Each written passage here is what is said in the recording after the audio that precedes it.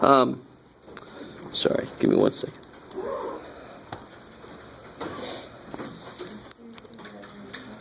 Yeah, I think I have it written in there. What is it? Chapter 1 and 2. Yeah. Yeah.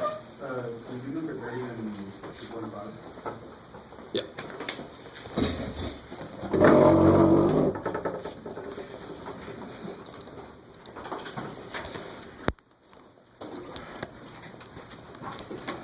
All right. Let's see. 32:5.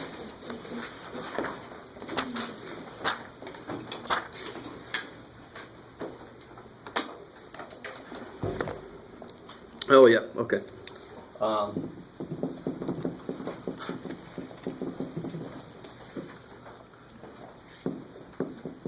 So individually, why are the function in the top and the function in the bottom, why are those continuous on their domain? And it tells you to use theorems 4, 5, 7, and 9. 7's a big one. What kind of functions are continuous on their domain? Can somebody give me some examples? What's the nicest functions out there? Sine? Because it's continuous. I like it. So trig functions. Okay. That's one. Cubes. Rational. Rational functions, yeah. I like it. Exponential. Exponential, okay. Absolute values. Take a rational function and break it down to its parts. It's polynomials, right? Polynomials are the nicest functions around, so they're continuous. And their domain is all real numbers, so they're continuous everywhere. That's theorem 7. It just kind of spells out what functions are continuous on their domain on their own. Now, rational functions specifically are ratios of what? Who remembers? This is not a rational function. Because a rational function is a ratio of two polynomials, right? But you have theorem, damn if I remember. Oh, which one? Here we go. Theorem 4. It says if I have two functions that are continuous, one part of it says their division of those are continuous also. Except where, now what's the one place? So these are both individually continuous. Are we good there? I'll take that as a yes. So the ratio of them would be continuous everywhere except where this equals 0. Yeah, they equal 0 at 2 and negative 2. Good. So it would be, that's continuous everywhere except at those, everywhere in the domain except at those 2 points.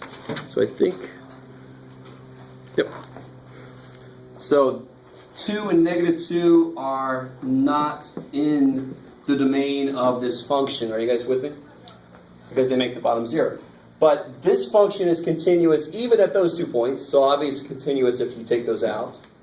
This function is continuous everywhere in its domain. Therefore, the division of those 2 functions are continuous everywhere. You guys with me? So all you got to do is look those theorems up and piece them together. So if I know 2 functions are continuous, when I multiply them, the resultant is still continuous. When I divide them, it's still continuous. When I add them, it's still continuous. Right? Everywhere on that domain.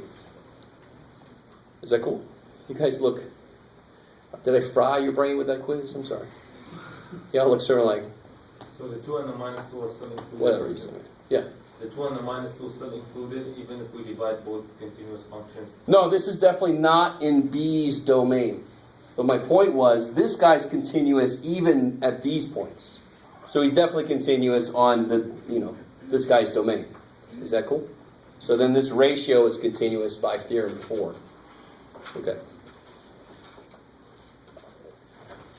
There will be certain math courses where you get to where theorems have, in fact, it'll happen in this course every now and again. A theorem has some dude's name attached to it. And normally, unfortunately, it's a dude, because all the dudettes' work was normally taken credit for by dudes. I don't care about theorem 4 and theorem 7, because I don't, if you can't remember what the hell the theorem is. But you can at least give me some idea. If I divide continuous functions, it's still continuous. You just have to understand the idea. You don't have to remember the theorem. Okay. All right. Any other questions from homework?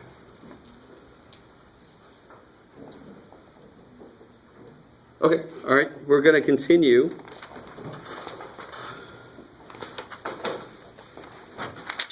And I want to explain. I want to. Let's see. What do you want to do, Jeff?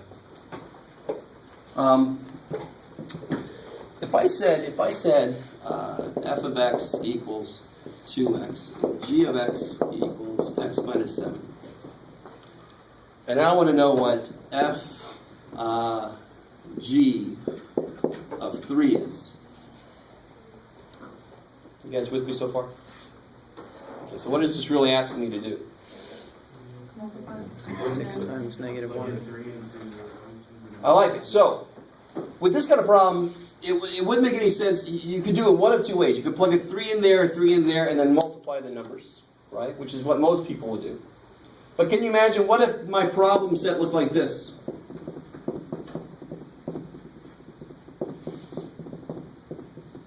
All right, I think I make the point. What would be better to do in that case? Just multiply each 2x times Figure out what the hell the FG function is, and then you can just plug the number directly in there. You with me?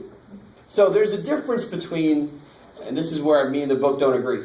There's a difference between section 2.7 and 2.8 only in the fact that 2.7 does it like this, and 2.8 does it much more sensibly. Just says find the general function, and you can plug whatever the hell you want to in there.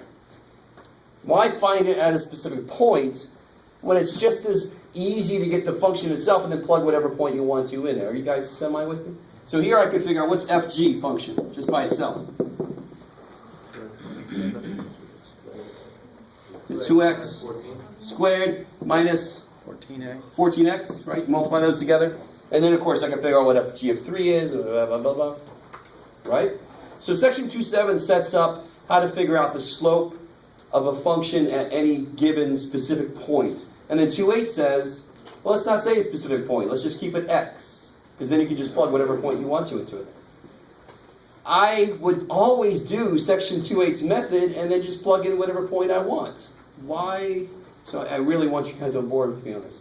There's one little thing in section 2.7 I want to show you. And then we're basically going to leave it behind. Remember this guy here? Where did we get that guy from? Where's that from? for finding derivatives. That's what I can use it for, but where did I get it from? That's what I can use it for. Where did I get it from? Slope, right? Slope. I got it from the slope formula. This is y2 minus y1 over x2 minus x1. Which is really this, remember? Here's my x2, x1. And of course the x's cancel. So that's just slope written in a way that would freak my Math 90 students out, but it's still just slope. You with me? And the idea behind this, now, for those of you guys who said derivative, I'm totally with you, because that's what I keep harping about on this. If I have a function f of x, and I want to know the slope at this point, and the slope, of course, requires me to always have two freaking points, right? So the way we get around it is we say, okay, we'll start a little bit away. We have this slope here through those 2 points. And then I'll just let the other point get closer. And I do that by what process? Using a limit. Yeah. So if I say the limit as h goes to 0,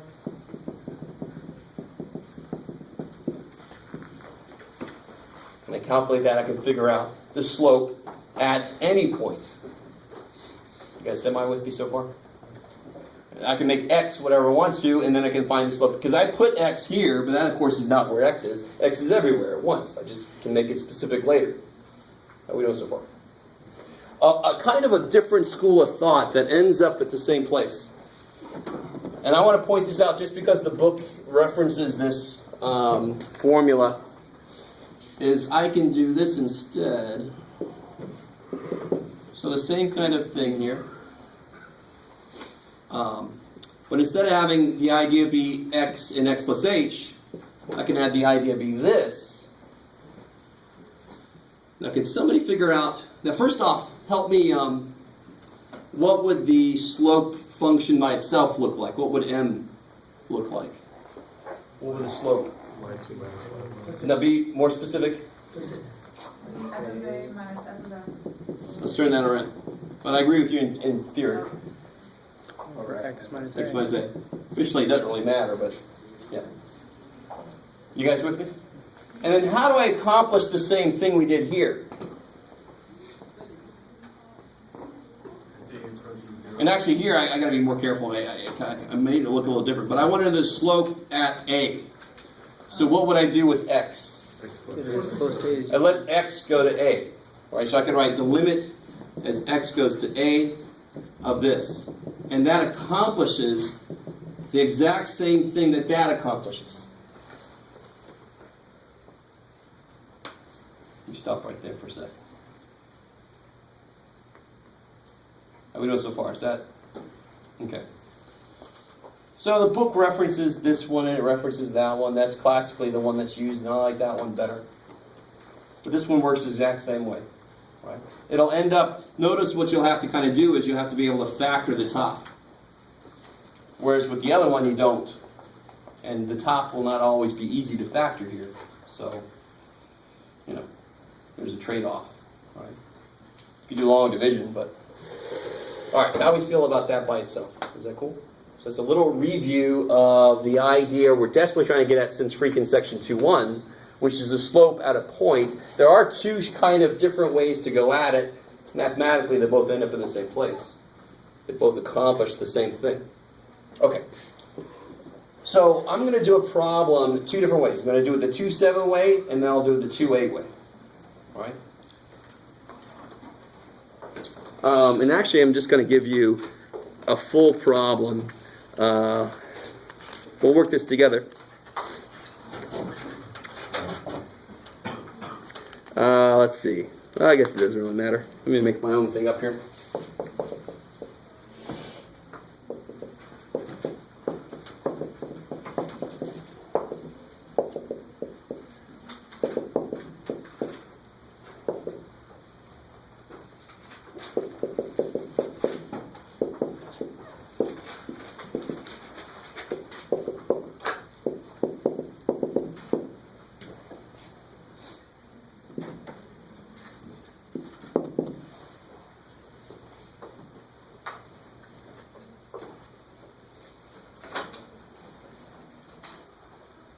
Can you kind of see this in your head? I mean, what does this function here look like? Parabola. Parabola. And be a little more specific. Can anybody tell me any more specific about that parabola? Pieces up.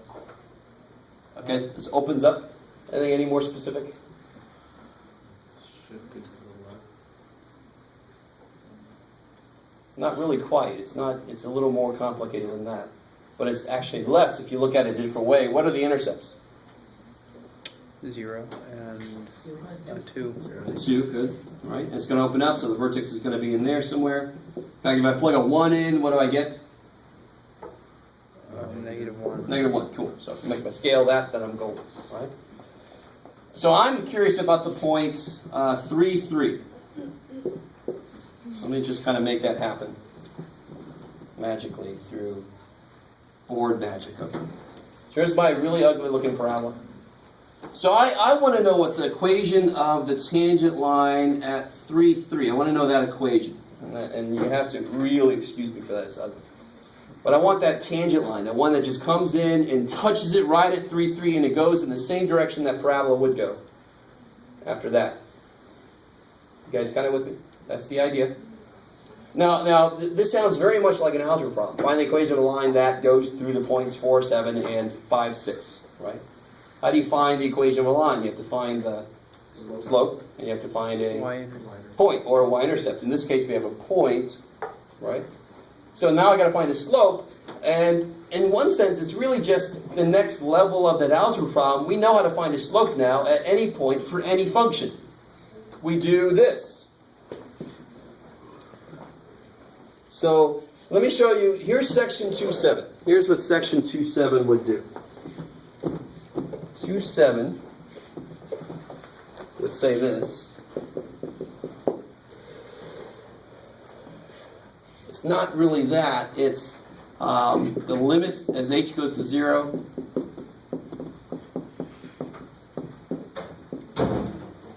So section 2.7 plugs the 3 in before it finds the function. You guys with me? So it's like that earlier example I gave you. And this is fine. There's not a damn thing wrong with this necessarily, but it's more useful to find the general slope function and then plug a specific thing in there later. So let's see how this looks different possibly. Actually, what would happen here? What is f of 3 plus h? Let's kind of do some side work here.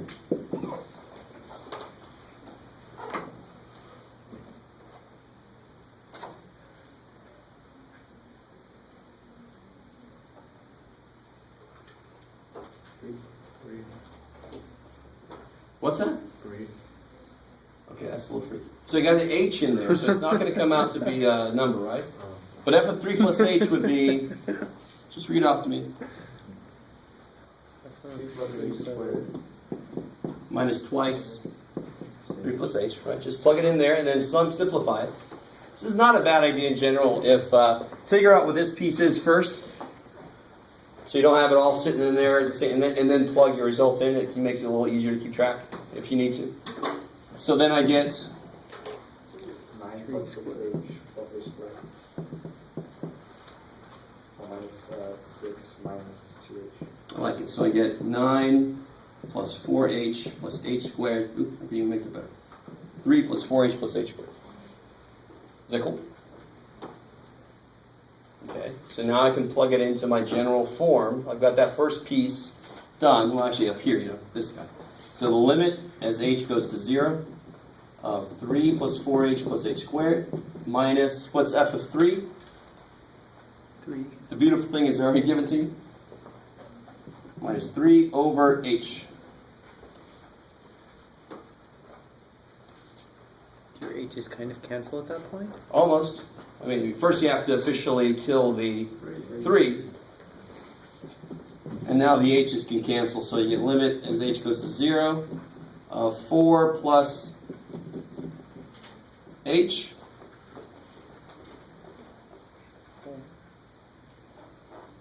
So incredibly enough, I get 4. 4. Because the h goes to 0, so it just leaves you with 4. Are you with me? And that represents what? Which is the distance from the...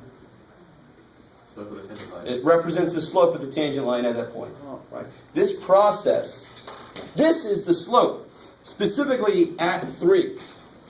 So if I do this process, I get the slope at 3. So now I have the slope, I have a point, I can plug it into y2 minus y1 or the mx plus b or whatever you want to. Yeah. So that's only the limit for that specific. Beautiful. I love it. Thank you. That's only the slope at the point 3. So you've done all this work. You've done the same amount of work you would have if you would have just left an x in there, but you got one answer instead of an infinite number of answers. So if you use the second option, then you could take, it gives you like a formula or something that you could use to find any slope on any point on that line. Kick ass. I mean, yes. So, I mean, if I do this again, so that's section 2.7, and you do not, I want this really clear, you do not have to do this. Section 2.7 will say, do this, and you can say, screw you, 2.7. Because officially I disagree with the book here. There's no need for that. It's much more, it doesn't really enlighten anything, I don't think. I just want to show you what the book has done. What we should do is get something more useful in general, which is the function itself, like you said, that tells me the slope anyway. So if I do this whole thing again, but using this instead. Oops, yeah.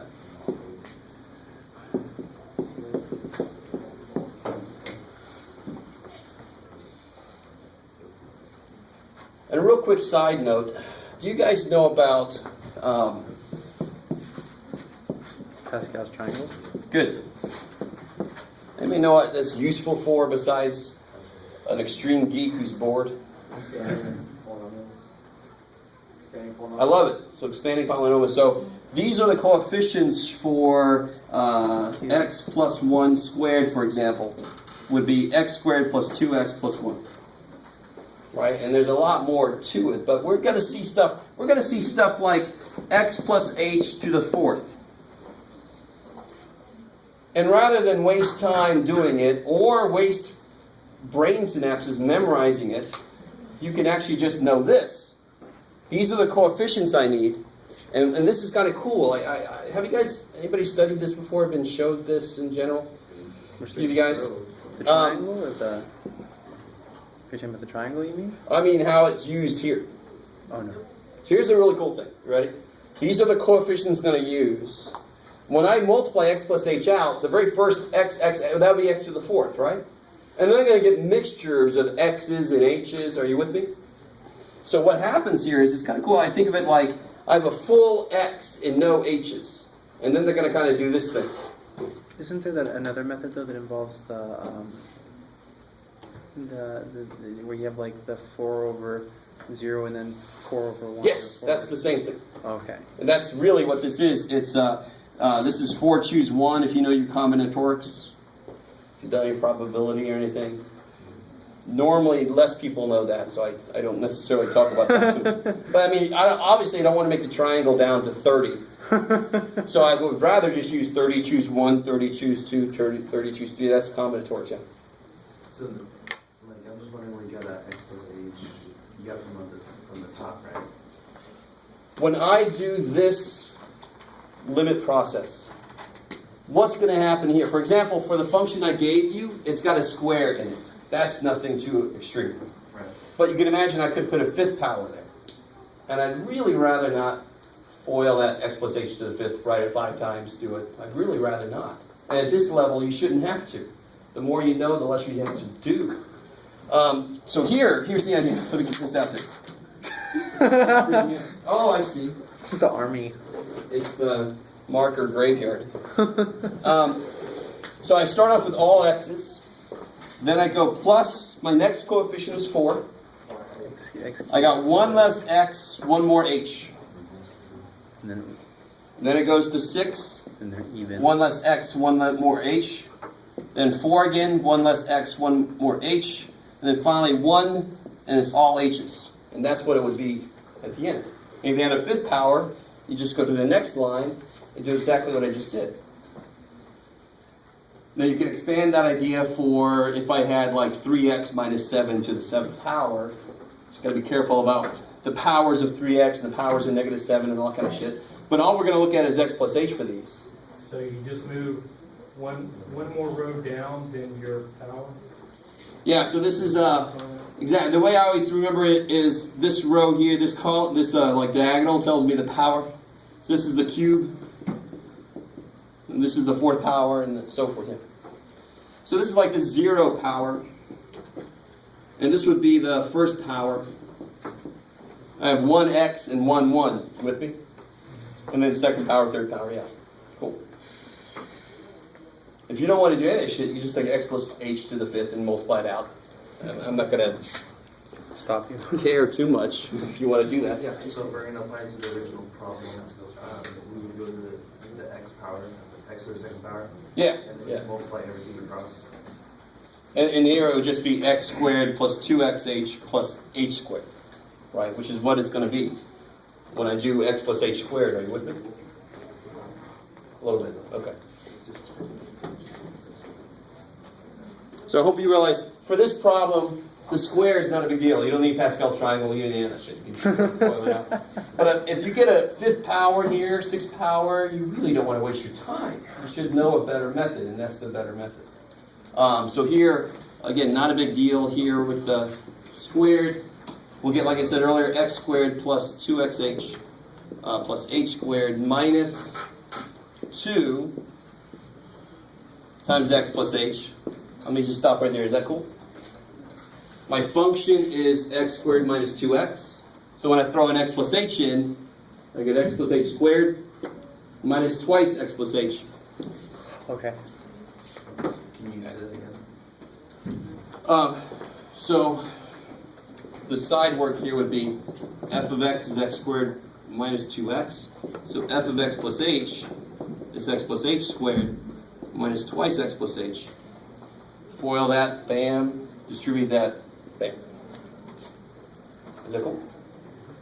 And then f of x, of course, is just x squared And don't make that silly mistake of forgetting the parentheses, forgetting to distribute. All your non-H stuff on the top should go away. That's the only way you can cancel the problem on the bottom. Okay.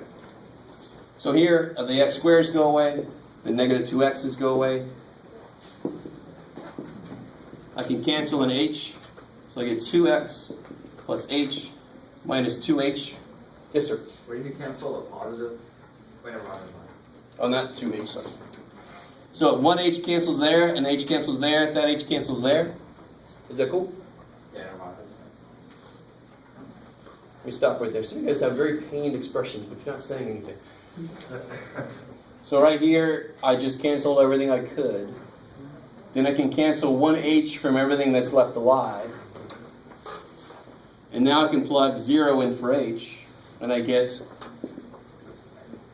2x minus 2. So officially, what the hell is that 2x minus 2? That's your slope formula.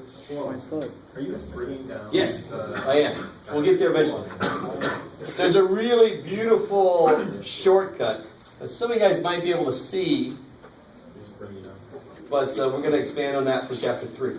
Yeah. Chapter 2 is the painful one. Chapter 2 is where we do it by definition.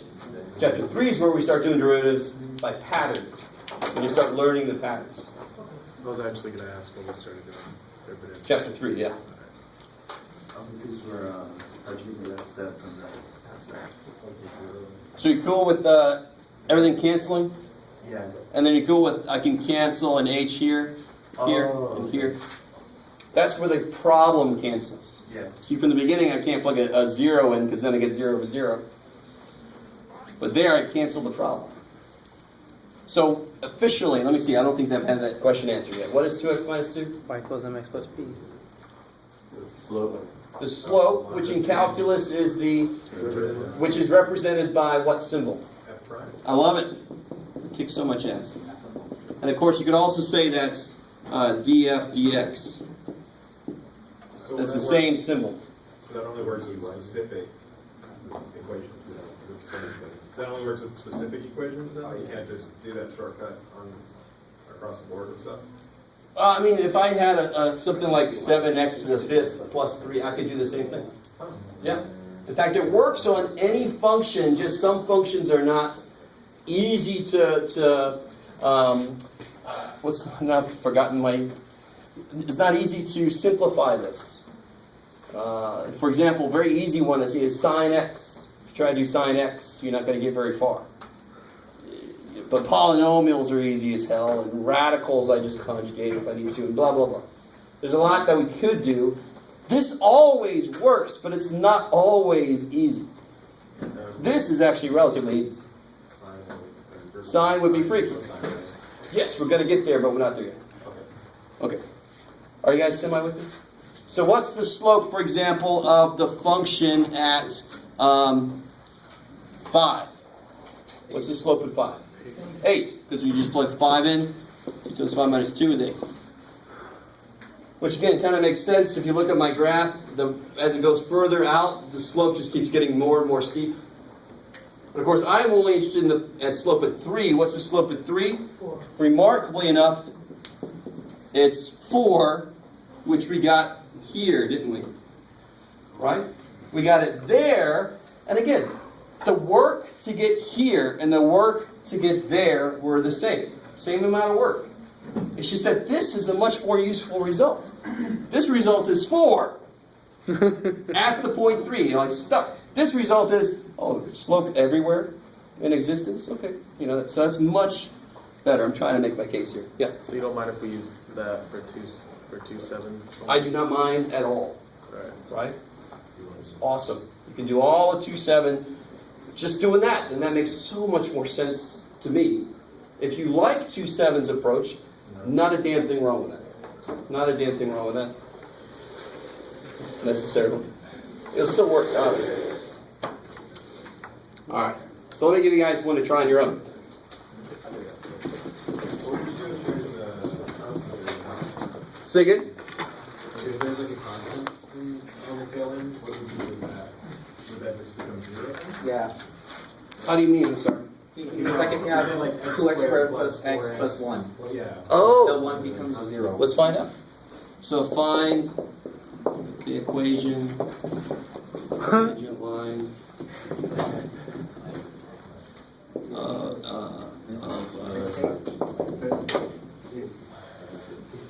what'd you say? Let's do this. X cubed minus 5. Just make it a little more. Put a cube in there. Might as well make the rest of it not too bad. At the point, what you got, Jeff? -1, -6. You guys with me? So do exactly what we just did. You can use Pascal's triangle to help you out with the cube if you want to. Or you just fill it out. Would you still set the limit as h approaches 0? Oh yeah. So it's always the same setup. You could use the other one that I showed you too, that the book uses also, but No. this one, I prefer this one, but you can do it either way.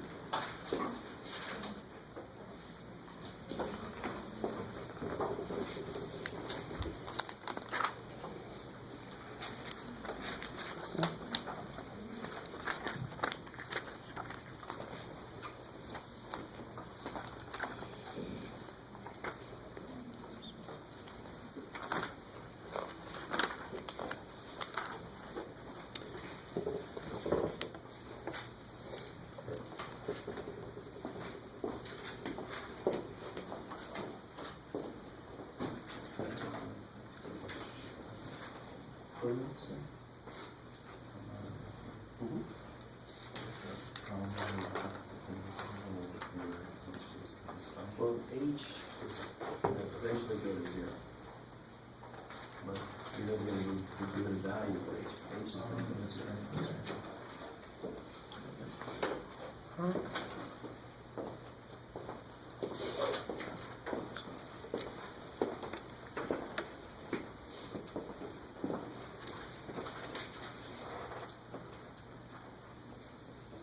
Professor? Yeah. What did you do with the H0 again right there? Did you just put 0 in there? Yeah, exactly. Okay. I can't do it at this step, but then the H's cancel, so now I can do it at that step. Fantastic.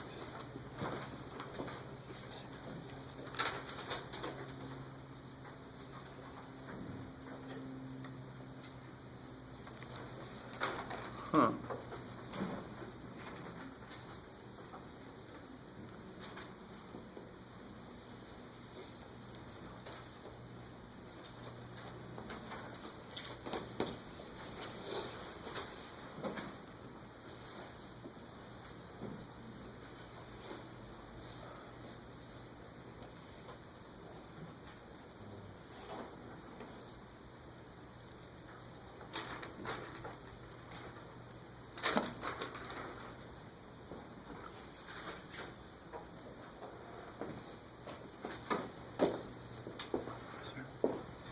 Do some more canceling here. Just makes sense. This is wrong with See, looks good. What's the matter? it. It just doesn't look like.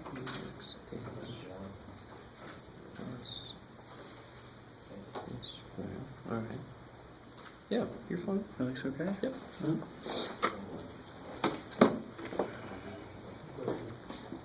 Why do we confuse the mean as h goes to 0? Why are we letting h go to 0? Yeah, why specifically 0? The whole aim of this idea of derivative is to find the slope at a single point.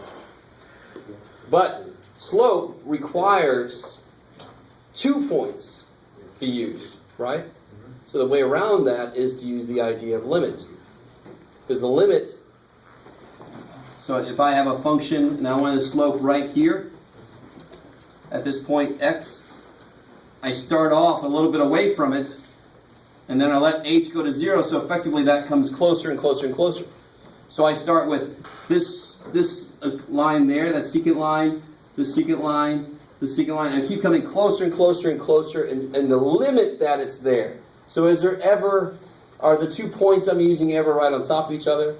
No, they're always separated by a little bit, because their separation never goes to 0. It just approaches 0. But the 0 here is not the origin, right? We talk No, exactly. It's the separation between the 2 points I'm using. Okay. Good. Okay. Yes.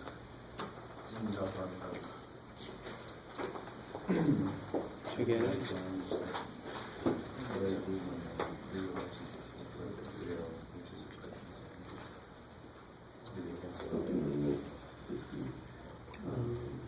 Oh, you forgot it in f of x plus h, it's got a minus sign. Otherwise, you can never cancel an h out, because h doesn't go in the So you just left off the minus 5 for that. I totally watched today's quiz though, so. X cubed minus 5. Minus Forgot the factor in. x cubed minus 5. So this is minus 5. Yes. So it's going to be no, because you're going to, this should be, this is minus this function. So then, of course, you do plus 5. Yeah, I got. So the minus 5 from the beginning. We're put Yeah, together. Yeah, that's what I got. Yeah, so the constants become 0. Because they disappear. So the power Oh, shoot. comes down, and the power goes Reduced by down. 1. That'll be our first derivative rule. Not yet.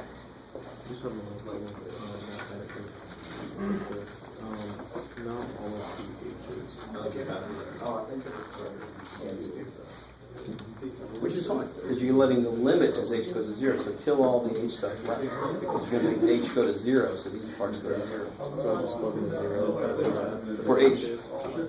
So your non-h stuff is what's left. And those are like terms, you can put those together. So, real quick, f of x plus h, using the Pascals we went to, 1, 3, 3, 1. So I'll have an x cubed, and then I'll have 3 x squared h. The x's go down, the h's go up. X is down, h is up. X is down, h is up. So all h's at the end. I don't like this marker.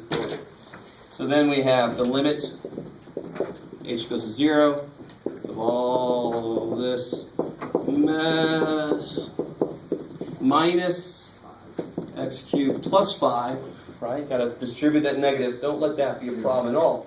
You forgot to subtract the other 5. Minus 5, cut that. Oh, I did. Oh, that's exactly what I just said. Somebody else. So f of x plus h, right there. Good.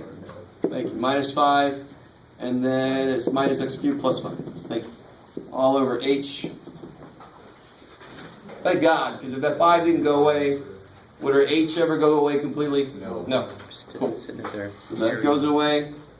That goes away. And then my h's, I can lose one h out of each thing, so I get 3x squared, 3xh, h squared.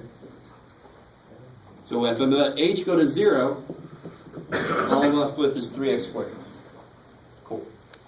And if you think about it, if derivative is slope, negative 5, just negative 5, but if I had y equals negative 5, what does that look like? Y equals negative 5. It's a horizontal line. What's the slope? That's why any constant's going to disappear. Because the slope of that piece is 0. I like it. And you can start to see the pattern for any power function, right? Okay. So then if I want to know the slope at -1, -6, this is f prime. What's the slope at -1? 3? Do you mind if we put dy dx? Oh, sure, yeah, you could do that. dy dx or df dx. Yep. So that's Leibniz notation. I like it. Cool. And then to finish this out, how do I get the actual equation of the line? You do y minus y, whatever. Yeah, you can do that. You could do. You can actually do this. You just plug in there. Here's the y. Here's the m. Here's the x. I can solve for b, right? So you don't have to use that y minus y1 unless you want to. So I get b equals -3. So I get y equals 3x minus 3. How we doing? Yes, sir. Do we have the new derivative? Say again? Do we have the new derivative? How do you mean? You have to be able to do this. I see, not like you have dy of dx. Oh, yeah, somebody asked, I mean, f prime is one notation. That's the Newtonian notation. dy dx, the Leibniz notation. Either way, they both mean the same thing. All right. This is a little bit more precise because this is the derivative of the function with respect to x. Whereas this prime kind of hides what's going on a little bit. Did you forget the squared there, or did you get rid of it and I just... Square? Because the slope was 3x squared, right? Oh, yeah, so -1 squared It's 1, right? times 3. I think you just plugged in there, which is -1. No, well, again, if I want the tangent line at this point, I have to find the slope. Right, but if -1 squared is 1, and multiply that by 3, shouldn't it be just 3? Yeah, it is. Oh, okay. Yeah, and that's why I put a 3 in for the slope. Oh, okay. Cool. So this is algebra. And this is the calculus that I have to use to get the slope now, whereas in algebra I would have done y2 minus y1, whatever, right? That's the algebra. How we doing? Okay, cool. I want to show you something for this next little piece. This is the last thing I'm going to talk about. I'm trying desperately to let us out early. Because I think we deserve it. Let's see.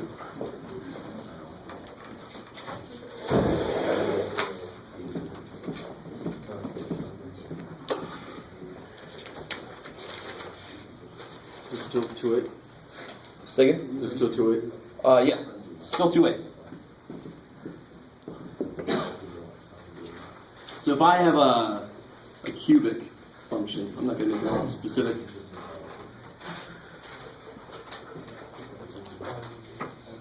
This is the part that's really difficult to get your brain to go with you, to get your brain to look at things right.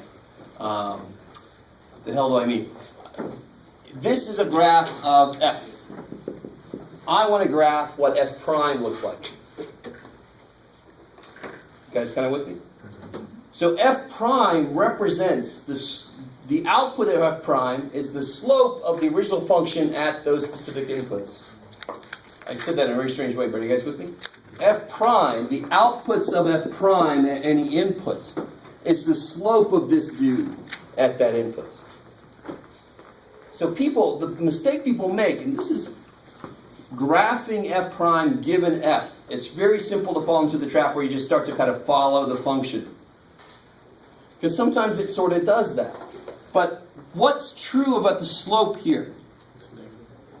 Careful. The slope. Yeah, the slope at every point back here is positive. In fact, the smallest the slope gets anywhere on that curve is 0, right at 0. Right? Now, I'm drawing a little freaky, but right at 0 it goes flat. Just for a second. It's like it's going to be parabola, and then it says no. Right? So when I graph this, it's really big positive back here, right?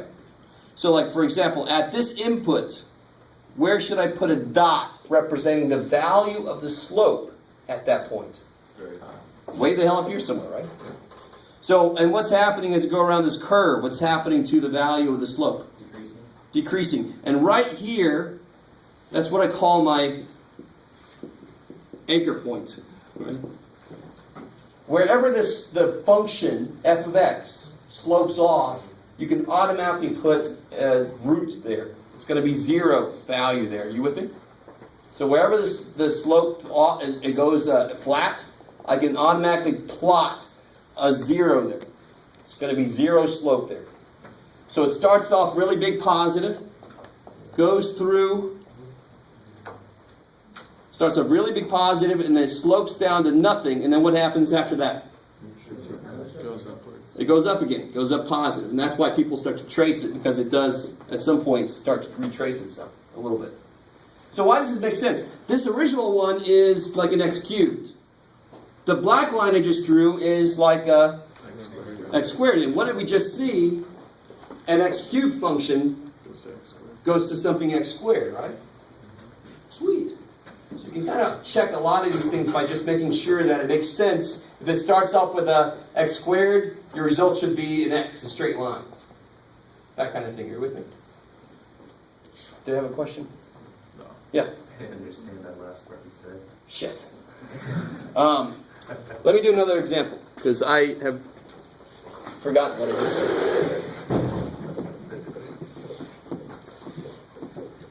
And then we're going to look at something cool here on the computer that kind of animates this for us. So let me do a x to the fourth. What could x to the, something that's like x to the fourth? It could be very boring and just be a skinnier parabola, right? Or it could have other crap too, plus 2x cubed minus 5x squared, all this kind of crap. So it could look like this, right? Drawn horribly, but oh, that's the idea. I always start when I have to do an f prime. This is my f, and we have to draw f prime. The first thing I go to are my anchor points. Where can I put the roots for this thing? Where is the slope going to be 0? How many places will the slope be 0? 3. So it's going to be 0 right here. Where else? All these little troughs and valleys here, and this is going to be 0. Okay, cool. So you always start there. All right, so you know you're going to eventually have to go there when you're tracing it. So if you're not getting near it, you're like, shit, I'm doing something wrong. So then you say, okay, what does my slope start off as? And this is where people just start to trace it, unfortunately. But what's the slope here? Negative. Negative. So when I go to graph the slope, the value's got to be down here. When you put a plot for f prime, you are telling me the value of the slope at that point. I know the graph is up here, but the slope is big negative. So it's got to start down here. And then what's happening, of course, as I come around the corner here, it's getting smaller and smaller negative.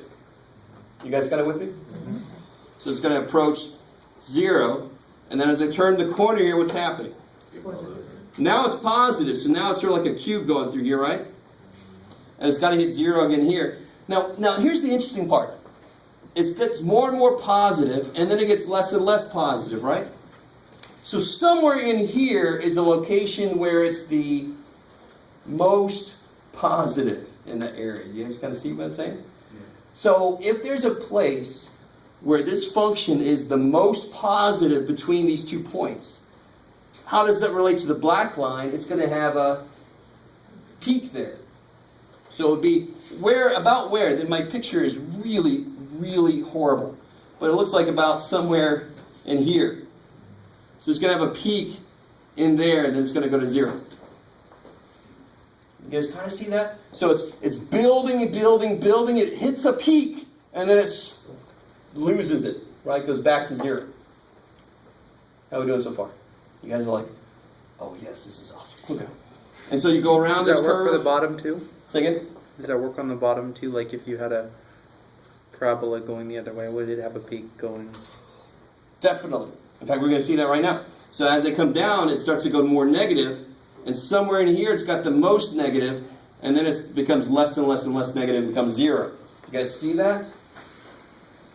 Some of you guys do. Some of you guys, jury's still out. Okay. So then, about right here, it looks like to me, is like the most negative. So what that translates to is, if this represents my slope, I can't get more negative than I do at that point. That's the most negative slope. And then I've got to start turning around. So my peak, my lowest point there corresponds to where my most negative slope is.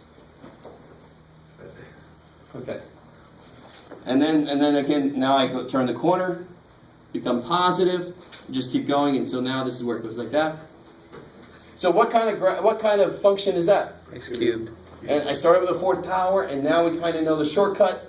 That 4 would come down, and that would become a 3. So that makes sense. It always goes down a degree when you do a derivative. Oh, okay, I see that. That's the shortcut, and that's how it relates to visually what's going on. Okay. So real quick, I want to show you this just because it's kind of cool. And then we'll actually head out. I'll tell you what, while this thing is warming up, I'll pass out the practice test, so don't forget to do that. Are we have a review session? Yeah, Monday I'll have the answer key to this.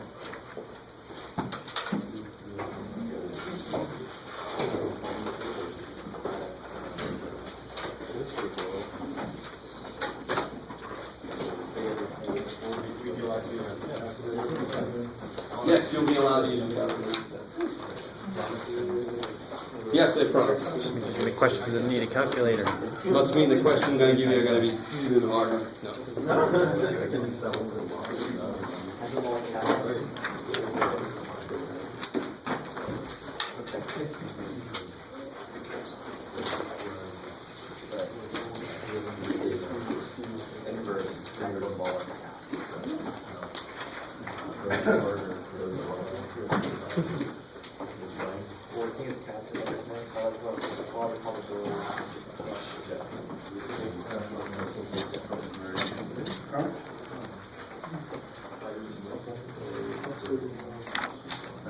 So kind of like this visual here.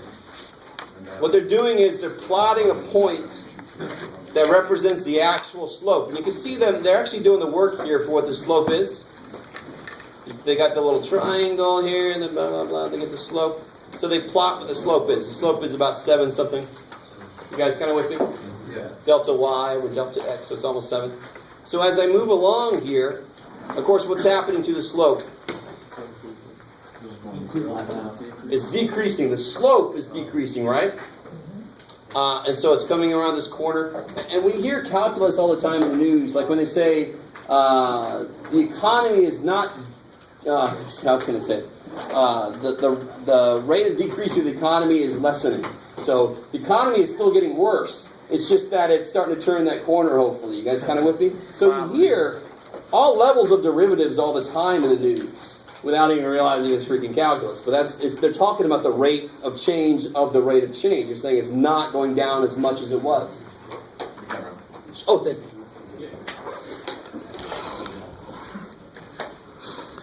All right. That's what we're talking.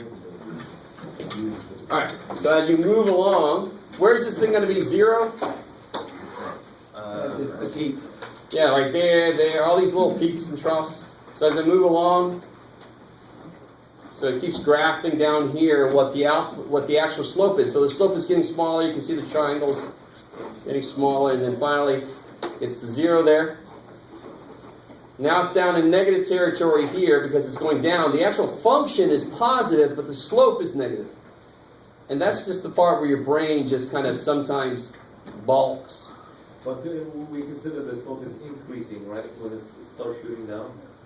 Because it's from negative and trying to go to 0, so it's increasing. Yeah, exactly. Good. And that'll be the second derivative eventually when we get the rate of change of the rate of change, the rate of change of the slope. Yeah. And then you keep going, and it's just basically the same idea. It goes to 0 here. Now it's negative. It's really big negative in here. And see that peak, the most negative part is related to the most negative slope. It's 0, and then it goes off. Cool. And this is a 5th power. And you know, it's got 1, 2, 3, 4 turning points. So you guys remember your pre-calculus, this is the 5th power. So here this has got to be a 4th power, and you got 1, 2, 3 turning points.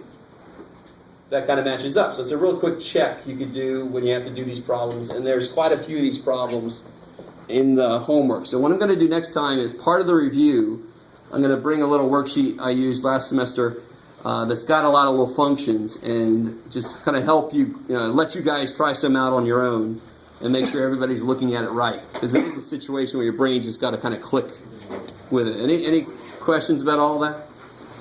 That's enough? All right. Yes, sir. How many problems? I don't know. Probably not quite this many. This might be an upper limit. Yeah. If there's like a